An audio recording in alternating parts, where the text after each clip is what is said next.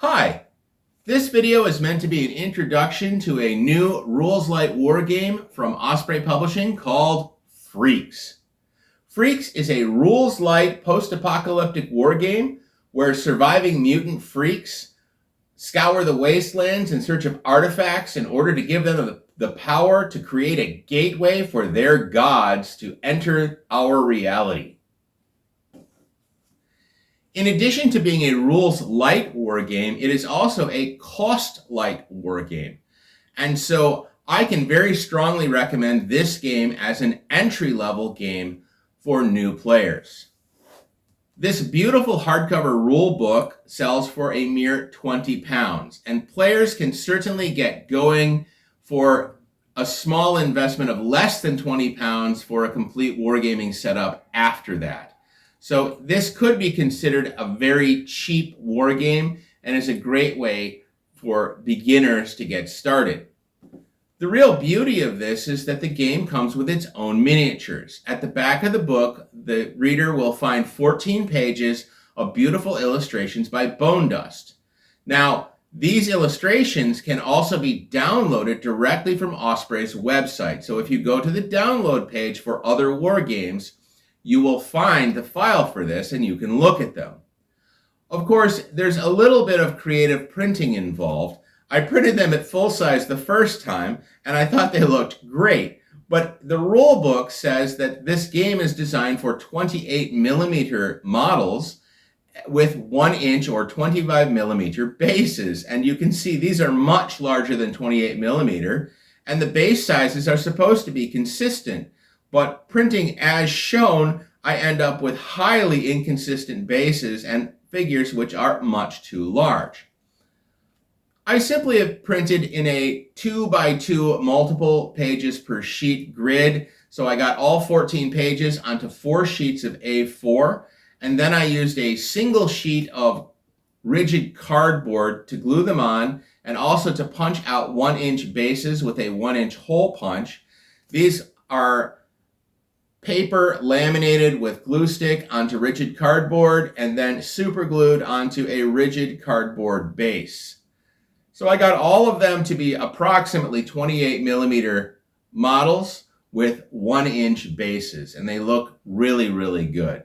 Of course, some of these models are designed to be printed in multiples. Here we have a ghoul or zombie, and several of those might be needed depending on the scenario. So you might have to do more than that. But there are 20 models provided, and those can be printed freely, which is a fantastic beginning for the game.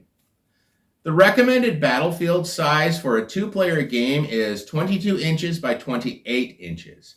Here you can see I have a sheet of foam board on the table. This foam board is approximately 24 inches by 36 inches. So I could create a 2-player battle mat simply by cutting 6 inches off on one end and 2 inches off of the long edge, and then I'd have the right size.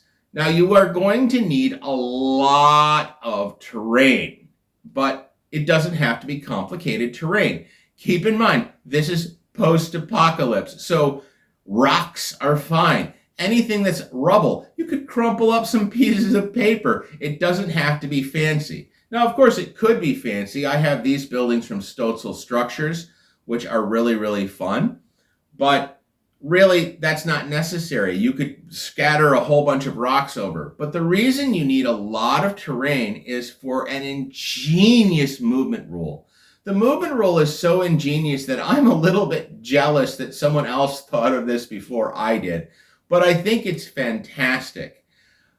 That is, each model, each unit gets 2 actions per turn. The leaders get 3 actions, but the basic grunt models get 2 actions per turn. And it could be a move. Now, a move happens in a straight line. So you can move as far as you want in a straight line as long as there's no obstruction.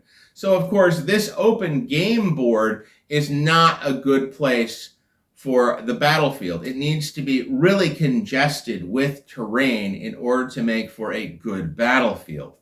But again, that terrain could be anything. It could be rocks, it could be stones, crumpled up pieces of paper, what have you, as long as it cuts up straight lines to make movement more difficult.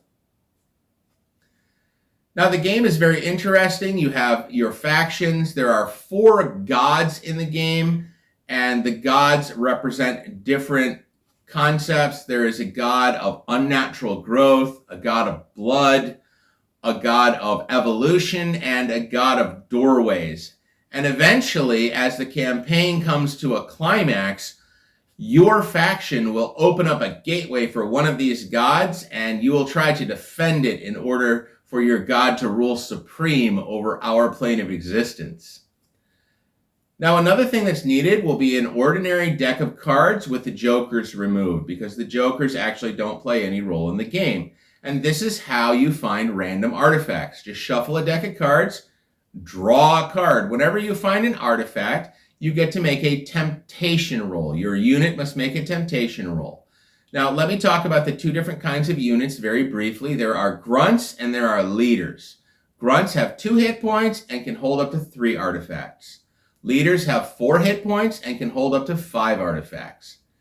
You find an artifact or you kill another freak that has an artifact, you get to make a temptation roll. If your temptation roll is successful, you add the artifact permanently to your freak. And that artifact permanently grants special powers, which is really cool. And the special powers will be determined by the suit and value of the card that you draw in order to represent the artifact. That's pretty straightforward. There's a table in the book, or a list in the book, actually. It would be nice if it were in a table, but it's not quite that conveniently formatted. But there's a lot of text about these artifacts, so I don't blame them for not putting together a table. Anyway, the beautiful thing here is that even though as artifacts are gained, the powers increase, there's a risk to it. So let's say you have an ordinary grunt with a maximum amount of 3, who then kills another grunt which is holding an artifact. Well, your grunt still has to make the temptation roll. And if it's successful, that grunt becomes mutated. You lose control of it, and it becomes a Cronenberg, which I believe is a nod to filmmaker David Cronenberg for his movies like Videodrome or The Fly. So then the Cronenberg's job is to go find other artifacts and consume as many of them as it can. And there are actually campaign rules for Cronenbergs that survive the battlefield. They could come back later to bother the freaks as the campaign progresses, which creates a whole lot of fun and interesting variation in the game. Anyway, this is a fantastic game. It's easy to read. The typos are minimal. I only found a couple. I found the word has when it should have been as. I found a word missing. I found the word set up, the noun set up, being used as the phrasal verb set up. So there should have been a space there. And I only found one other typo, which I can't remember. So they were absolutely minimal for a book like this in its first printing and first edition. And I don't really have any complaints about that. It's a really fun book. It's got a great format. One thing that I would like is if they had created a log sheet for recording your band of freaks. No such thing was given or provided. Of course, it's very easy to come up with it on your own. You just need a sheet of paper to write things down. But it certainly would have been nice to be able to have a printable sheet that would track the artifacts that your band carries, the names of your characters, so on and so forth. But not a big deal.